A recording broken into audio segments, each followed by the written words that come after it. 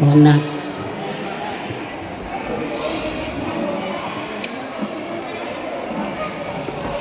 ย้ายนั่งคนก็ได้ก็ได้ตัวก็ได้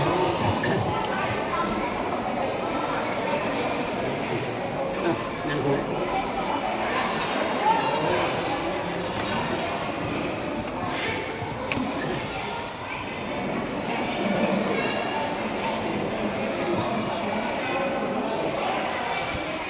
ผู้นั่งตาดก็ได้กับนั่งเก้าอี้ก็ได้เด้อวัดน้อยปฏิวัติปวดขา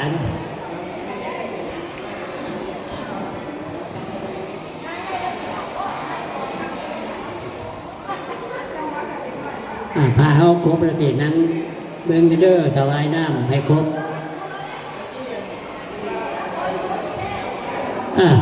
นิมนต์พระอาจารย์ขึ้นธรรมะเราก็ได้เพราะว่าเราลูกย่างนั่งย่างเอาเราขึ้นเลยกับอาราธนานิมนต์กับพระคุณเจ้าพระอาจารย์จุปันจุมังกะโลเจ้าวัดโนนมุตตาขึ้นชื่อธรรมะได้เลยกับ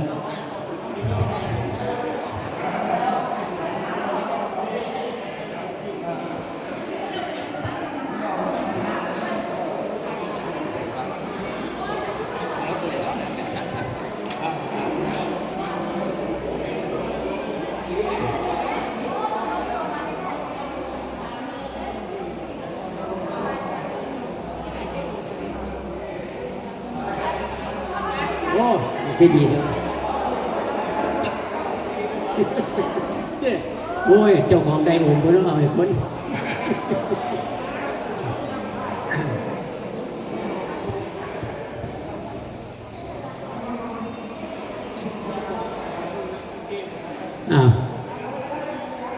ลาเอามาเมื่อไรตีนั่งเมื่อไรตี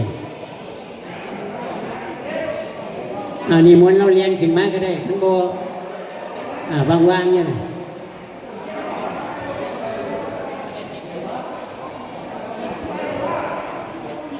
ขยับขึ้นมาอีกขยับลงมา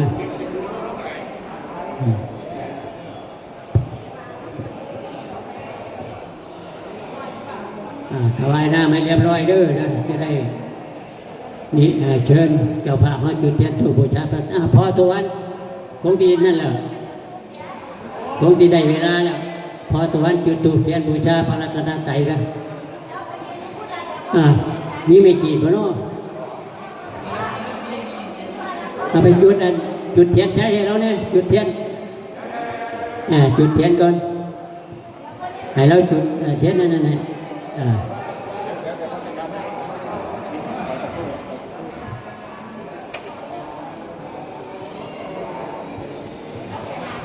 ขณะนี้เจ้าภาพกำลังจุดเทียนตู้บูชาพระรัตนตรัยพี่น้องพร้อมพนมมือพร้อมกัน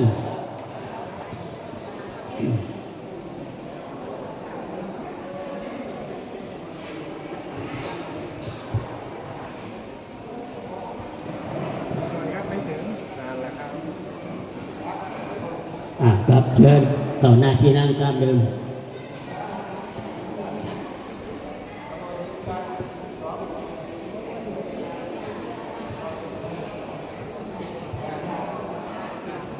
ขณะนี้เจ้าภาพเขากับจุดเทียนตู้บูชาพระรัตนตรัยครับเป็นที่เสร็จเรียบร้อยแล้วพี่น้องเขาพร้อมแล้วกราบ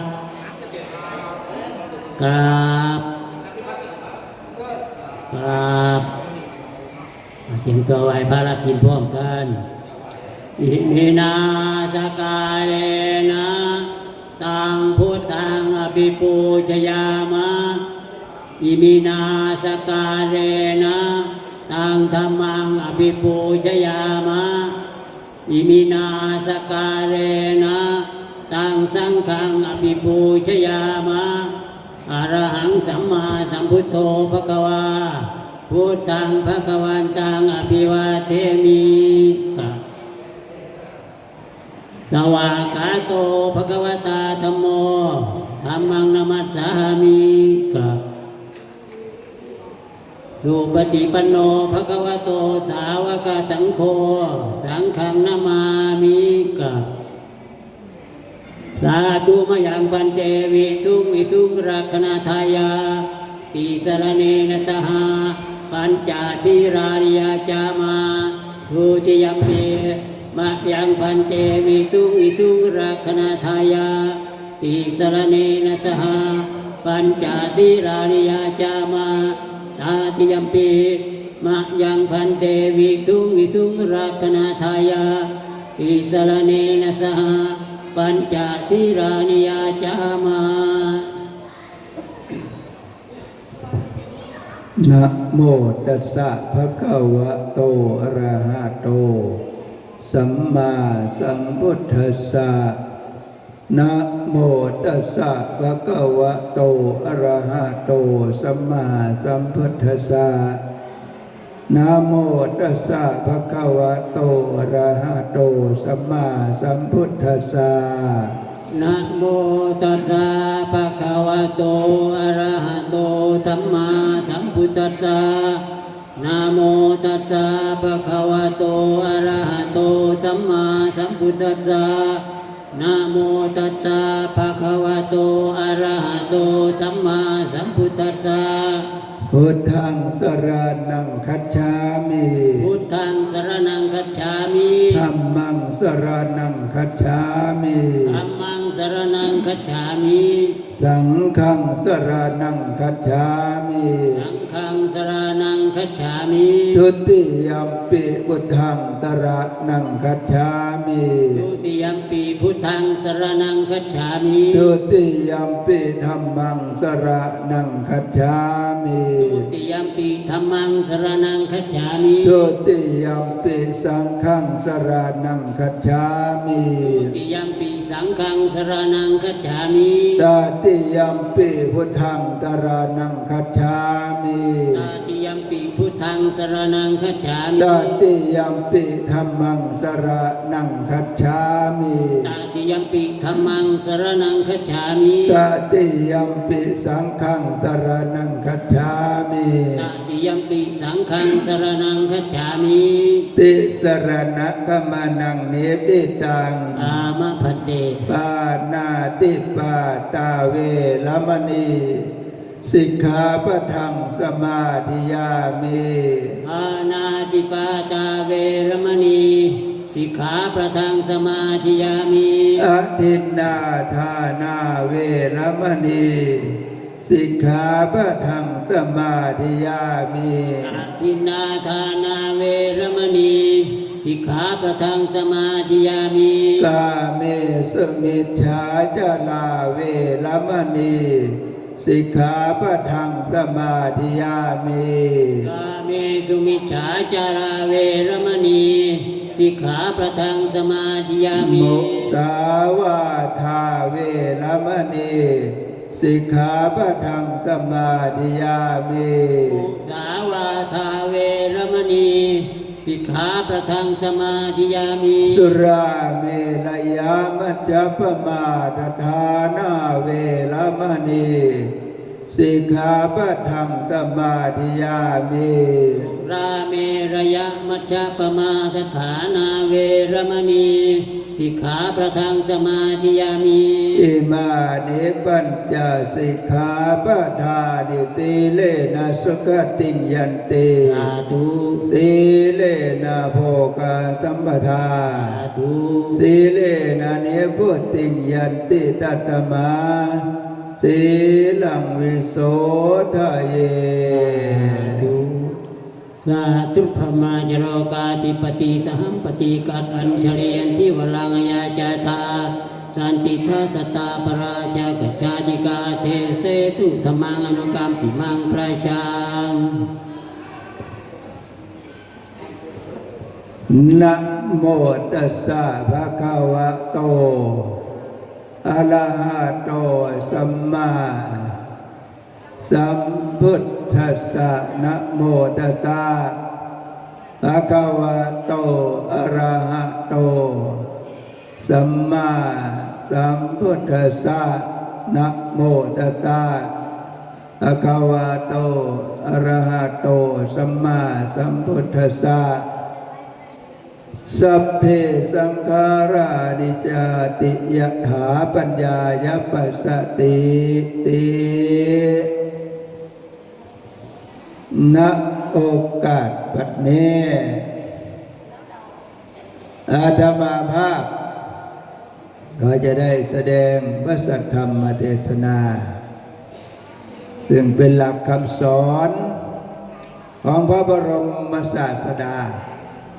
สัมมาสัมพุทธเจ้าที่ท่านแสดงไว้ 2,700 ปีล่วงมาแล้วเพื่อเป็นเครื่องเตือนจิตสติดใจบรรดาพุทธบริษัททั้งหลายยุค 2,569 คือยุคเราได้แหละก็อาศัยเวลามีคนตายคนเสียชีวิตก็อาศัยเนี่ยก็เรียกว่าผู้ตายก็สามารถดึงคนเข้าวัดมาฟังเทศน์มาฟังธรรมมานั่งหลับมาคุยกันแข่งพระแต่ก็ไม่เป็นไรอยากคุยก็คุยไปอาตมาบวาได้ไหมถ้าเป็นองค์อื่นไม่ฟาดก็ได้ไหมแต่ว่าอยากคุยก็คุยไปอยากหลับก็หลับไปอยากไปเข้าห้องน้ำก็ไปอยากไปเจ็บขวดน้ำก็เจ็บไปเด้อแม่บอกต้น อยากเสิร์ฟกาแฟก็เสิร์ฟไปอยากย่างไส้ย่างขวาก็ย่างไปเพราะได้ว่าแล้วอย่างั้นบ่เอาบ่ต้องไปยาเอาแต่ที่เห็นปวดขี้ก็ไปขี้ปวดเน่าก็ไปเน่าหิวคอก็ไปกินเด้อไม่ใช่ฟังบ่เป็นอย่างว่าแต่พระเยซูวันฟัง กับลูกกับหลานพระเยซูฟังบ่ฟังกับพระอย่างพอเดินมาฟังน้องสาวญาติสนิทมิตรสหายฟังเนื่องในงานชาปนกิจศพคุณแม่หนูเจียงพงไพบูลย์โดยมีคุณพ่อสุวรรณ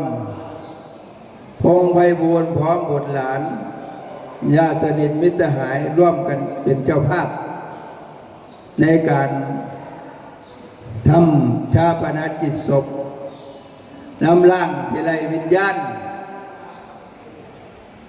ของคุณแม่หนูเจียงพงไพบูลย์มาสู่จิตคาทานนั่นเองโบราณคนว่าจิตคาทานมื่อนี้ก็ได้รับ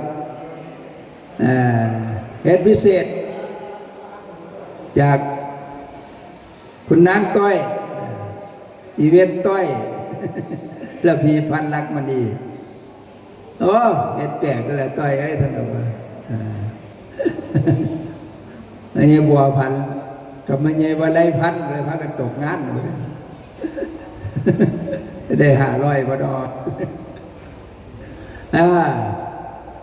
เจนต้อยมาทำเองเนี่ย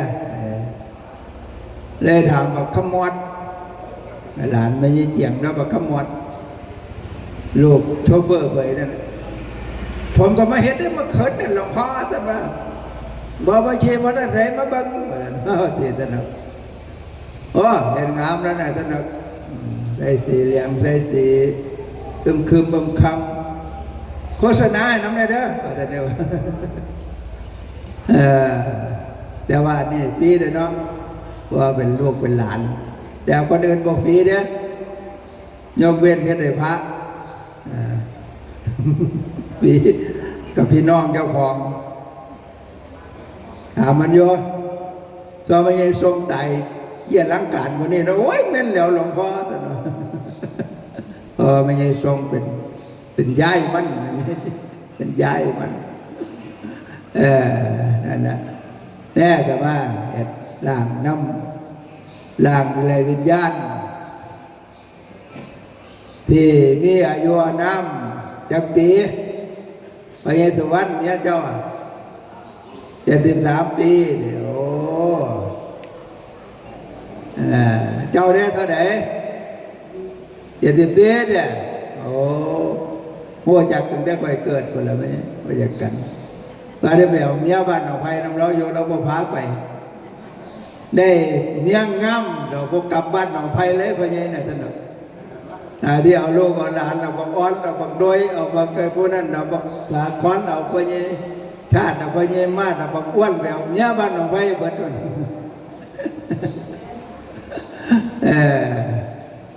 เพราะมันกันนั่นแหละนาที่ดึงไปเนี่ยท่านว่าก็ได้เนี่ยเขตบำรุงเนี่ยแต่ก็ดึงเป็นลูกเขยบ้านโน้นบัดเลยเขตบำรุงมาจากบ้านโคกบ้านหางเลี้ยงบ้านโน้นไปคนเดียวทนด้วนเนาะอันนั้นก็พญาแอดดึงไปแล้วกันนั่นไปเอาเมียบ้านอันนั้นนะแต่ว่ามาหลายพญาตัวบ้านของไผ่นะมาหลายพญาโยก็นึกว่าพวกยากันบอกกับพญาโยพญาเวทพวกยากว่าพญารอดพวกยากว่าหัวพญาตัดนั่นพอพญาเน้นตามนั่นโอ้พวกยากันเยอะแต่อยู่คนละคมแต่โอ้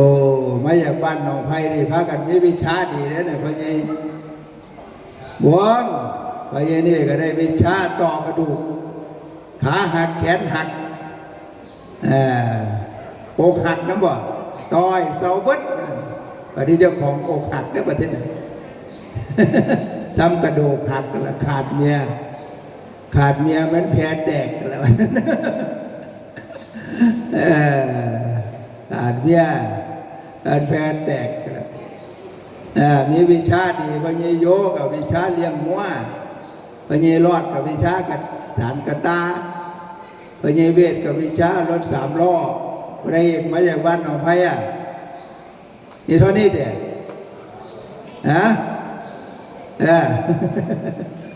แต่วิชาดีว่าเอาเมียบันโน้นเอาเมียบันเหี่ยวบันโน้นปากดีบ่เอาเมียบันเหี่ยวบันโน้น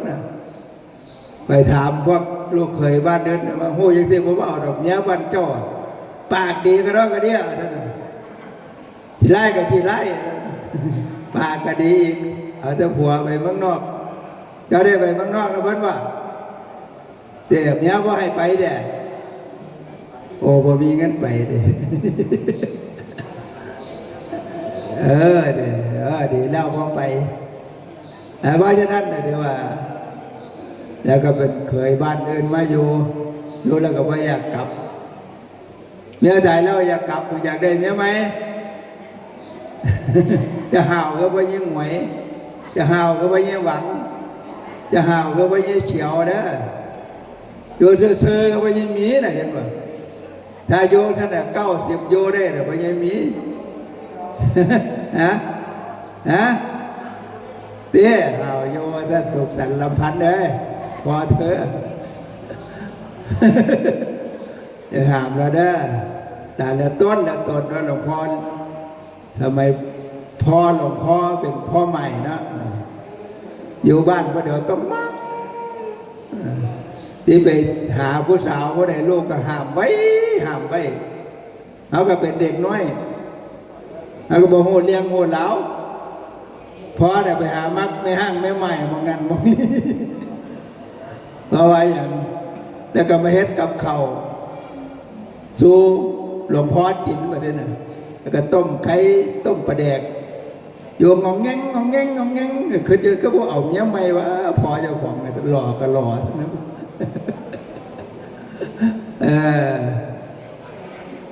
พ่อก็บอกเอาเนี้ยไหม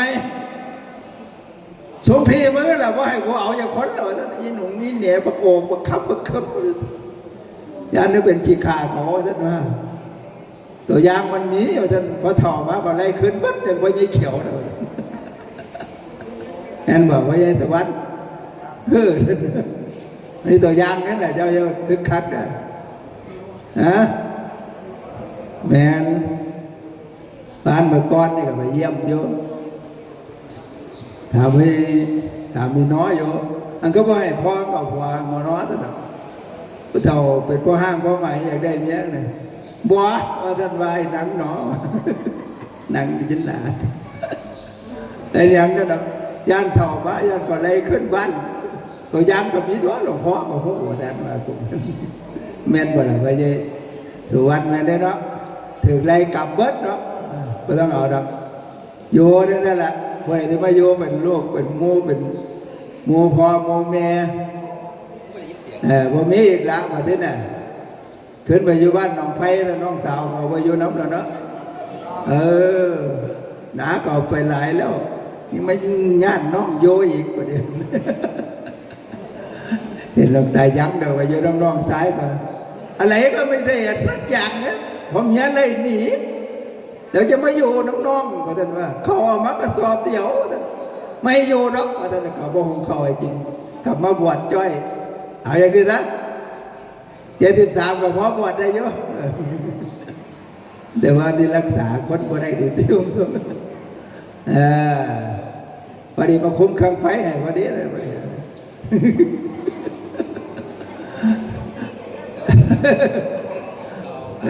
ได้เนี่ยพญาดันก็เดี๋ยวว่าผู้เฒ่าเนี่ยผู้เฒ่าถ้าเมียตายนี่ก็เพราะกระเทิด73นี่ก็เพราะกระเทิดในที่เฒ่าแน่เพราะเฒ่าแน่เนี่ยนะเพราะกระเทิดเนี่ยถ้า75นี่ก็76นี่ก็เริ่มเฒ่าแล้วเริ่มเบิดแห้งแล้วบางคนน่ะยางบ่ได้แล้วถ้า80เนี่ยไม่ต้องว่าฮอดถ้า65 66จังหลวงตาป๊อกหลวงตาอุทัยพวกนี้นี่พอกันพอรุ่นเยอะจังหน่อยๆก็ไปมีเมียอย่าง5 ปีก็เลยหนีก็คุ้มค่าอยู่จังนี้นะอันนี้73ไปมีเมียอีก7 ปี80 ปีก็เอามาคืนจ้อยถึงตัวนะอันนี้บอกเรียกว่าอย่างทุกวันเราพอห้างพอใหม่แต่ว่าชีวิตเราเลี้ยงไม่เกี่ยงประเด็นนะชีวิตของคนเฮามันกันที่แหละมันอยู่ภายใต้กฎพระไตรลักษณ์คืออนิจจังทุกขังอนัตตาเด้มันบ่เที่ยงมันบ่เที่ยงแท้แน่นอนเห็นว่าไม่เกี่ยงเนี่ยอยู่แล้วก็นมยังแน่นอยู่เด้ยังเป็นสาวเปื้อนเลยอยู่เด้ตอนเป็นสาวแห่งงามเด้ไอ้ว่าโอ้ไม่ใช่นี่ก็พูดดีแต่ว่าคุ้มเนี่ยท่านเบิดคุ้มมันเป็นพ่อใหญ่นี่ด้วยนะท่านพ่อใหญ่สุวรรณก็ตาถึงแต่ว่าบัดตุ้มผู้บ่าวบ้านโน้นก็ตาพอถึงเราเป็นสาวงามประจำคุ้มเราไม่ใช่เจียงไม่ใช่หลอกยังโซ่ก็ได้เลยสมัยก่อนนะสมัยได้พ่อใหญ่สุวรรณคนมัดจีบไปเห็นแล้วเยอะพออยู่คุ้มเดียวกันได้ไหมอยู่คุ้มเดียวกันจะมาเล่นทั้งบ้านจะมาจีบผู้สาวก็ต้องพันหน้าบ้านเล่าคนหน้าบ้านไม่ใช่เจียงหน้าบ้านไม่ใช่มดแต่ว่าชีวิตมันก็บนเทียงแทนแน่นอนอายุไขของคนสมมติเนี่ยมันเอาแน่นอนบ่ได้แต่ในหลักทางพุทธศาสนาก็ว่า100 ปีก็หักไปปีหนึ่ง100 ปีก็หักไปปีหนึ่ง1,000 ปีก็หักไป10 ปี2,000 ปีก็หักไป20 ปี500 ปีก็หักไป5 ปีเนี่ยก็เหลืออยู่75 ปีไม่ใช่เจียงใน73 ปีตายก่อนแต่ว่าเราบ่ได้ทรมานก็นะแก่เกิดแก่เจ็บตายเราเกิดมาแล้วก็แก่แล้วก็เจ็บแล้วเจ็บหลายบ่เราป่วยอ่อนๆแอดก็ไม่ใช่ตาไม่ใช่คล้องบ่แต่พอเป็นถึงกันนั่นแต่อันนี้ตายไปเลยดิเข้าห้องน้ำกินข้าวได้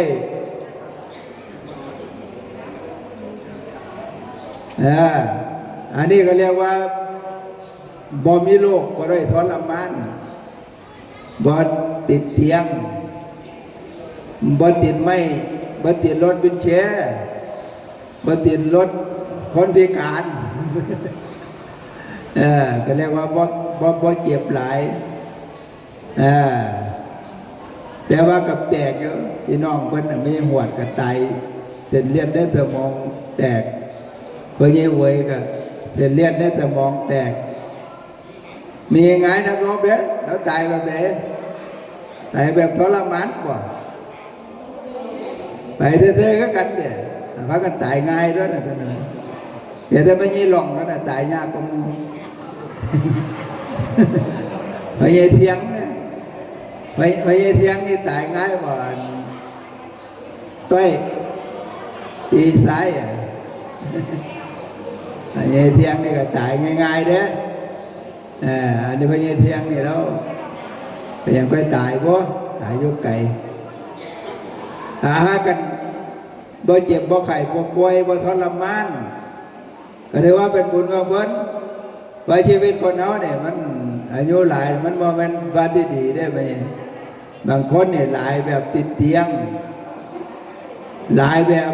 ติดเตียงยังบ่พอว่ามีคนบ้องอีกแต่ก็ต้องสู้ชีวิตเด้อทุกคนเกิดมาเนี่ยพอเกิดว่าเจ้าของที่เจ็บที่แก่พอเกิดว่าแก่พอเราบอกง่ายๆเนาะความแก่เป็นนั่งใดพอเราความเจ็บมันเป็นนั่งใดพอเราตอนนุ่มๆเราถามหาปวดแข้งปวดขาเป็นนั่งใดแต่ธรรมะเนี่ยทำไมตอนนุ่มๆเนี่ยมันเป็นนั่งใดปวดแข้งปวดขาซุ้มโบเท่าว่าได้มักจะนวดแท้เดี๋ยวนี้บอแมนว่าจะปวดแข้งปวดขาเดี๋ยวเดี๋ยวไม่ยร้องแบบนี้น่ะขากับยางก็ได้ร้อยตั้งหักคนละน่ะปวดแข้งปวดขามันเกี่ยวพอดนวดแล้วก็เสานะแบบนี้น่ะขาร้อยได้เด็บแบบนี้น่ะโอ้นวดตั้งเด็กกับวันเต่าหาหมอก็หาที่พายังเดี๋ยวหมอก็ได้ว่าหมอนวดใดดีไปวัดเดี๋ยวไหมพอท่านได้ไปแต่หลวงพ่อสีไผ่ท่านนี่นะนั่นเก็บแข้งเก็บขาเป็นเด้ถามมาเก็บแข้งกันเป็นเด้ได้หอดขาลอยตั้งหากกันที่การนั้นเป็นนั่นเด้ยางก็ได้เป็นนั่นเด้เราโอ้เดี๋ยวไปพระเจ้าอยากบอกว่าติดเตียงยางก็ได้ใส่เพียงเพิดหยุด7 มื้อฉี่บอกจ้าใส่แพมเพิร์ดอะไม่ใช่ว่าคนใส่หัวดอกมันนี่ฉี่เลยก็ฉี่รอนว่าท่านบอกแต่เน็ตป่ามาล่างเอาพอใส่แพมเพิร์ดแล้วมันฉี่บ่ออกเขาบอกเป็นผู้เฒ่าเนาะเดี๋ยวออกเนาะเต็งยังไงก็บ่ออกโอ้ท่านบอกว่าตายว่าดอกเน็ตนั่นดอกเอาไปไม่ใช่จ้อยกว่าท่านดอกที่ว่าท่านเปิดตั้ง2-3 พันแพมเพิร์ดแถมมาเติมมาอีกใส่ก็ใส่ว่าได้มันตัวน้อยมาที่นี่ฉี่กระบอกย่อกระบอกเป็นคนเอาตายตอนกูฉี่แม่ทั้งเตียงนี่แหละวะท่านบอกแต่กูบวชตอนกูบวชจูงแม่กูก็ฉี่ใส่กูตีมาแล้วท่านบอกว่ากูที่เตียงกูปีฉี่ใส่เตียงกูมาได้ท่านบอกมันค่อยฉี่ออกไปไงนั่นแหละนั่นแหละมันเอาคัดก้อนถามมาปวดแข้งปวดขาเนี่ยเคยชีวิตของคนเอามันบ่เทียมแท้แน่นอนอย่างไม่ใช่เจียงเนี่ยกูไหนคือว่าเราได้ตายเนาะไม่ใช่ถ้าเราพอเป็นโรคอันนี้เราอยู่ได้อีก80 พูดแล้ว80มันก็เริ่มเห็นอาการแล้วคนเริ่มไปแด่ไม่ไปแด่แล้วบ่เจ้าก็การฮอด70-80ไปยังเนี่ยย้ายบ้านหนองไผ่น่ะอย่าประมาทเด้อสัพเพสังขาราอนิจจาติปัญญายปัสสติว่ากันว่าผู้ใดเห็นด้วยปัญญาว่าสังขารนี่มันบ่เที่ยงผู้นั้นดีพ่อทางแห่งพระนิพพานเคยเห็นทั้งโอ้ร่างกายคนเขาเนี่ยมันบ่เที่ยงดีเนี่ยเบิ่งส่วนใดก็ได้ไอ้ที่น่ะพวกเขาเนี่ยเบิ่งเดียวว่าหนังเริ่มเหี่ยวผมเริ่มงอกฟันเริ่มคอนหูเริ่มหนวกตาเริ่มฟางนั่นว่าเขาเรียกว่าเขาเริ่มโอ้แล้วได้กันมาอีกเริ่มปวดแข้งปวดขาถ้า60เนี่ยแมนเลยไม่ใช่60เนี่ยพอ60 ปีลองบังรถ พอยี่พี่ก็ได้เสร็จมันนั่งตึงอย่างนั้นเดี๋ยวก็เสร็จกูก็ตึงเนาะหัวเข่าก็ปวดเนาะวันนี้ปวดเข่าปวดเอวหลังบูL4 L5 L6 S1 S5 S6 เนี่ยโอ้หลวงพ่อก็พูดมันว่ากระดูกมันเคลื่อนเส้นทับประสาทบางคนก็ที่ปวดหลังอุ้ยบ่อยากถามว่าปวดหลังมันเป็นเรื่องใดแต่ก็บ่อยากถามหาแต่พอปวดหลังได้เกิดมาพอปวดหลังอย่างเงี้ยเลยปวดหลังมันเป็นเรื่องใดแต่ก็เป็นพอได้ถามหามันจะถามหาได้แต่มันทิ้งมาถ้าปวดหลังเนี่ยมันได้นั่งก็โอยลุกก็โอยนอนก็โอยเนี่ยโรคพวกที่พอเป็นโรคหนักๆเป็นโรคทั่วไปเนี่ยเดี๋ยวมันก็มาเพราะอายุ60เราไม่ได้มาเบิดให้ผู้ใดออกกำลังหรือผู้ใดที่ตัดอ้อยหลายๆไถนาดูเดี๋ยวมันยังโจมหัวเจ้านั่งรถไถหลายๆขับรถดูยังแบบโชเฟอร์คำเผยเลยนั่นแหละตอนนี้วัดไปอย่างดอกมันนุ่มอยู่ขึ้นบันไดเฮ็ดไฟเฮ็ดกระจกเพราะงี้เนี่ยสร้างไม่ตั้งปูนสร้างเหล็กตั้งเชื่อมนั่งนั่งหยอดหัวแบกของหนักแบกปูนว่าไปอย่างเดียวไปยี่เริ่มที่เราได้ละเฮ็ดนั่นเองก็ปวดกับปวดเพราะเมียเป็นหมอนวดถ้าเริ่มมีอาการมันได้มีอาการปวดไปดังนั้นอันนั้นคือร่างกายคนเขาเนี่ยมันเริ่มปวดเทียงต่อไปก็เป็นหนักไปเป็นตะโตกเป็นที่กอกพิการขาลอยแขนลอยหมดเลยเขาได้มีปัญญามองร่างกายของคนเขาเนี่ยคือมันบ่เทียงเขาก็มีปัญญามองอย่างที่เราก็ที่บ่ได้ทุกมันหลายเขาก็โยกับมันเมื่อเขาอาการอย่างนี้เขาต้องโยกับมันเนี่ยเขาจะไปดิ้นรนถ้าโยกับมันว่าเป็นบ่แก้วเห็นแต่ยังบ่เมื่อวานเมื่อก่อนนี่ก็ได้รถเข็นไปดึงมาท่านมหาปราโมทว่าก็ไปหาหมอได้บ่ได้บ้านไปหาหมอเก๋นะไปทำอะไรหลวงตาไปหาหมออนามัยเขาไม่รับเช้านี่ไปหาหมออนามัยแรงมาไปหาหมอเก๋บ่ายมาไปหาหมอหลุดเลยเพราะเข้าใจว่าร่างกายมันบ่เที่ยงแท้แน่นอนมันต้องเข้าใจว่าต้องมีปัญญาแล้วอายุก็ได้80แล้วก็เข้าใจมันนี่เป็นได้อย่างกระด้างว่ามันว่าต้องไปฉีดยาแล้วก็บ่ฟังดอกเพิ่นยากินยาแล้วก็อยู่ที่ก็ต้องทำใจปล่อยวางกับสรีระสังขารเนี่ยเพราะว่าพระเจ้าเพิ่นสอนอยู่แล้วว่าสัพเพสังขาราอนัตตาสัพเพสังขาราทุกขา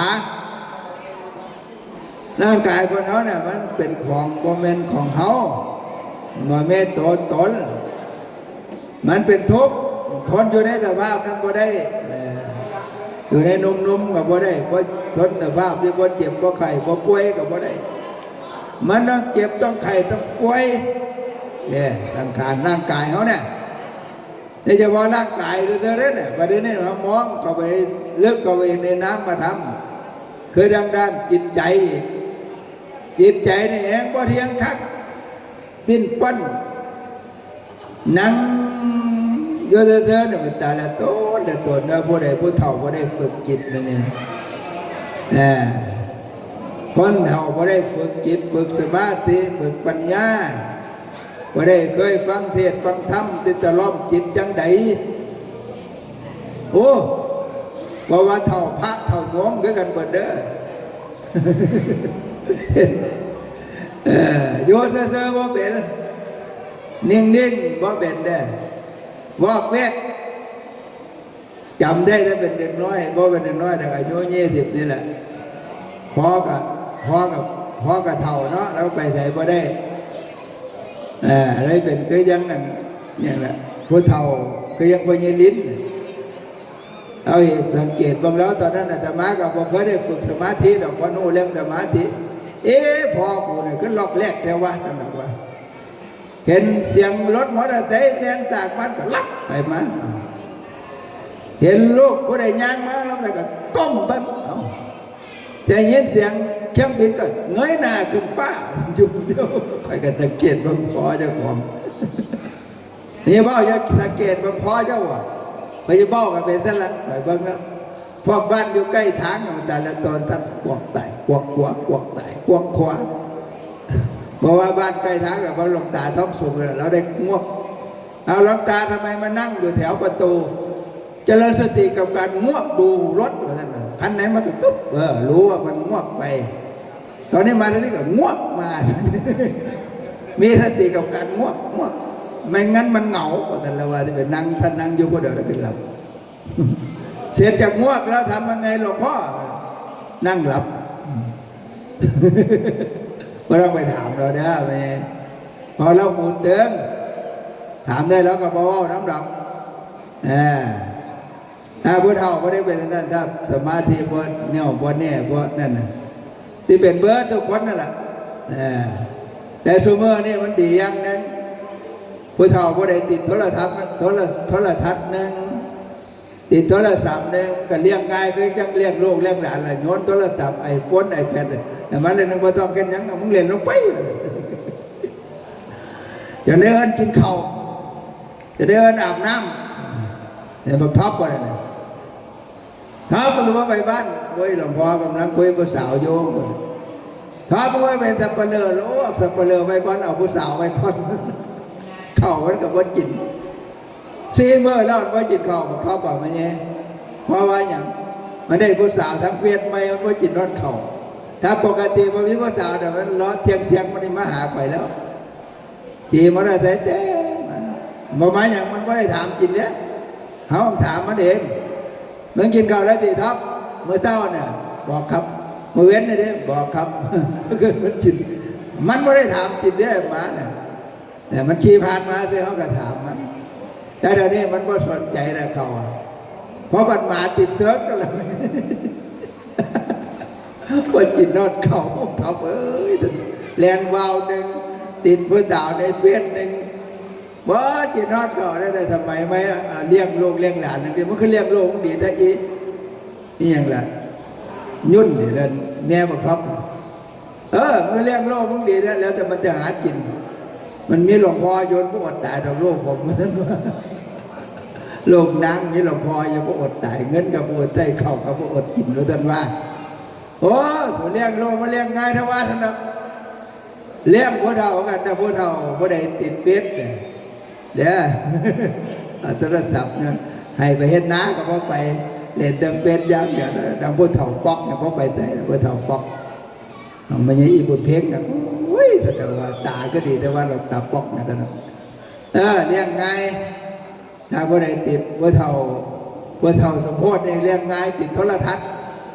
โลบัดการเมืองกับพรรคใดที่ได้เป็นรัฐบาลพุทธเฒ่าสมโพธิ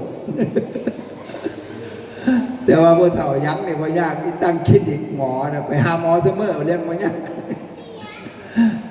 นั่นนะพุทธเฒ่าโมดเนี่ยครับผู้สาวโมดเมื่อได้ปีนอันนี้เขาบอกไปเฮ็ดคว้าพอเย็นตะวันนอนก็ต้องไปก็ได้เราเดี๋ยวที่ไปปิดกันนั่นนะอันนั้นขิงก็ลาอันนี้ขาก็แรงนะอีน้องมาบอกกูนะกูไม่ไปหรอกงานนี้มึงทำมาเลยท่านว่าข้าไปเที่ยวกูเหนื่อยกับไม่ใหญ่จ่อยแล้วจัดงานเสร็จเหลืออยู่250ได้บุญเต็มเลยกูงวดนี้แต่เจ้าก็ไปซื้อ250นะถ้าถึงรางวัลที่1อันนั้นก็เรียกว่าพวกเฒ่าต้องเลี้ยงเบิ่งอย่างไม่ใช่รอบนี้ก็เอาหมากเนี่ยไว้ไปมักเตียบผักก็ไปให้เตียบผักพวกอะไรนี่ก็ยังพระยดิษก็เอาเครื่องมือเห็นบอกพระยดิษว่าไปใส่เลยวัดกับบ่ม้าเนี่ยมักกระทายกกับบ่สนใจให้พระยแบ่งกับรถมาท่านว่าหาเงินไว้บักเอหาไว้หลายๆที่บอกว่าเอาไปใส่ท่านว่าโตเป็นท่อนมักกระทายกกันเดี๋ยวพระยดิษ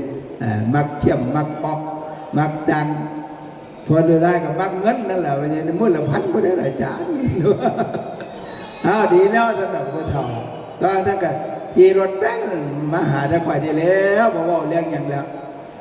บัวทองแป้นมาก็ว่าตอนที่ไล่หนีได้ทำไม่ใช่เบ้ามาเบ็ดนี่แหละกูได้หนีไม่ใช่เบ้ามาแต่เนาะได้ทันทีไม่ใช่ถังมาน้ำกับว่าได้แต่ท่านบอกว่าโอ้ยปวดขี้ท่านบอกไปก่อนนะเบ้าอย่างบัวทองมักเบ้าหัวมีกับบัวน้ำหัวน้ำบัวเก่าเนี่ยท่านให้ถ้าเขาเลยบัวน้ำมันตลอดส่วนไม่ใช่เกียงบ่ได้นะไม่ใช่ตัววันก็น้ำเนี้ยดีกว่านะเดี๋ยวโอ้จะต้องเฮ็ดบุญหลายๆนะมีเท่าใดทุ่มให้บ่ได้เนี้ยคนเดียวมรดกกันทุ่มเลยนั่นแหละหัวใจปั๊มวันนี้เอาตู้ใหญ่กว่านี้ไว้บักเบิ้มว่าหลวงพ่อคิดนะโอ้ยพ่อใหญ่ตัววันแล้วเขารักเมียเขานะท่านว่าพ่อจะเอาหน้าเอาโต้ใหญ่ๆท่านว่าไว้เดี๋ยวยันแล้วพวกวันเราหักเมียแล้วเนาะถ้าโห่เนี่ยบอกโต้ละเมินหมดเลยเจ้าก็มาบอกที่หลังไว้ว่าท่านไม่เป็นไรท่าน100 วันอีกต่างหากก็ได้นั่นแหละก็เรียกว่าเราหักเมียเราโอ้หาได้ยากเด้เราหักเมียหักลูกหักเต้าหักนั่นหักนี่มาเดี๋ยววันนั้นชีวิตเป็นธรรมชาติเด้อวันนี้สวรรค์เกิดแก่เจ็บตายเราไปดีของเราแล้วเราเป็นนางฟ้าเราพวกเราละในสวรรค์พวกเราอย่ายังย่านยังเดียวนั่นแหละไปเป็นนางฟ้าเราย่านเขาไปล้มจีบเนี่ยเจ้าแล้วนะเจ้าที่พ่อหึงพ่อผู้เบาไม่ก็แต่เด้ออย่างเอ้ยว่าดิตั้งไข่ยุนี่พ่อผู้สาวหลังเอ็นขาข้างไข่ก็ดีเอากันละว่านั่นทะลุกันโดยยากแต่ว่าดาราก็รับไปสวรรค์ของเราแล้วเพราะเป็นอย่างพร้อมมาดาเกิดแก่เจ็บตายเป็นเลี้ยงของโลก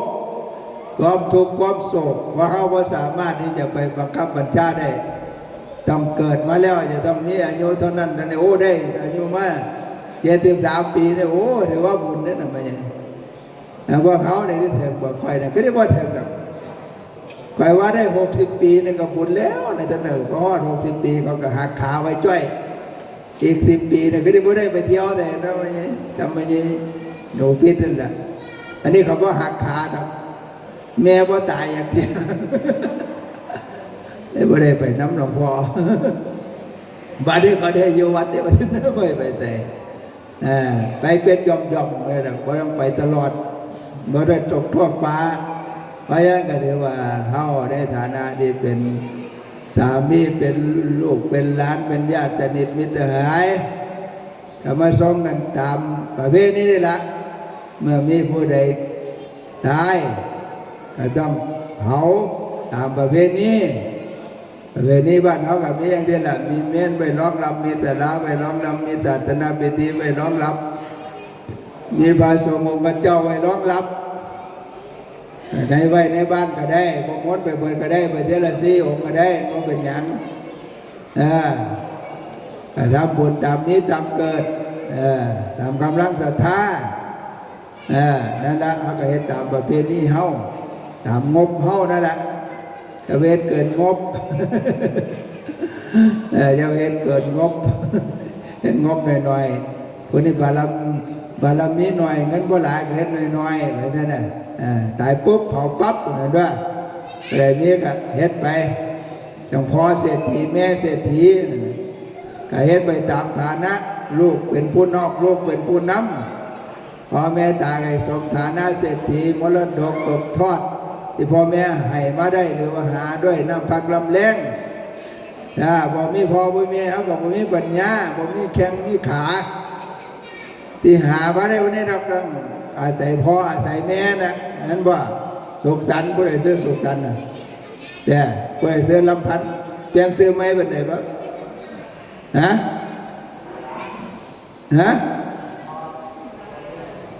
อุตลาเดี๋ยได้เมียแล้วเดี๋ย เยอะใจละมานับก่อน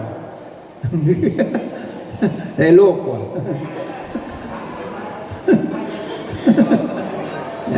โมยอธรรมดาก็ถือว่าเขาก็ต้องทำหน้าที่ของเขาต่อไปแม่ก็จากไปแล้วก็เหลือได้พอก็ต้องดูแลซอยกันผู้เป็นลูกเป็นเต้าลูกเขยกันลูกเขยนี่ไม่อยากใครได้พุทธหลานเคยกันไหมล่ะเห็นโยมมานึงไอ้นี่ก็คุ้นหน้าแต่มาลูกผู้ใดตอนนั้นแล้วก็นางนี่หลวงพ่อจำก็ได้ทีมาวัดดีอย่างเงี้ยทำไมเป็นเด็กน้อยท่านรู้ว่าไม่ได้ดีแต่คุ้นหน้าท่านนั้นมาได้มาทำหน้าที่ของเจ้าของไงมันเรียบร้อยพระเยซูวันก็ได้ทำหน้าที่ของเจ้าของได้พระเยซูวันเราไม่ยากเรามีวิชาดีเชื่อมกระดูกเชื่อมเส้นเอ็นไอ้พวกที่ต้องการได้วิชาดีไว้ถ่ายทอดให้เขาเดินในนั้นแหละจะห่วงวิชาไว้ให้บักอ้อนก็ได้ให้บักอ้อนก็ได้บักเอ็มก็ได้บักแป้งก็ได้บักด้วยก็ได้บักด้วยก็ได้เราใกล้ๆกันนั่นจะไฟขาก็เรียกว่าภูมิปัญญาชาวบ้านมันก็ดีบางคนเขาก็ถึกบางคนเขาก็บ่ถึกบางคนก็หายเป็ดคนแหละแต่ของข่อยตื้อเซอร์อยู่พะยังไหวว่าบ่ร้องวิชาข่อยเลยโอ้ยท่านเอาแกนวิชาพวกเจ้ารวยท่านเอาไว้คนอื่นข่อยรักษาไปตามอาการของข่อยนี่แหละเพราะฉะนั้นก็ขออนุโมทนาบุญกุศลทั้งหลายเดี๋ยวเฮ็ดให้หรือว่าเราได้ทำไว้ไม่ใช่หนูเกียงคงไปโบนแต่อดีตจนถึงลมหายใจแต่ก็ลูกหลานญาตินิมิตรหายเฮ็ดไว้ในขณะที่พอมีชีวิตนี้เป็นเวลาเป็นเหตุเป็นปัจจัยเรามีความทุกข์ก็ขอให้เราพ้นจากทุกข์ถ้ามีความสุขก็ให้สุขยิ่งขึ้นไปเอวังก็มีด้วยประการและชนี้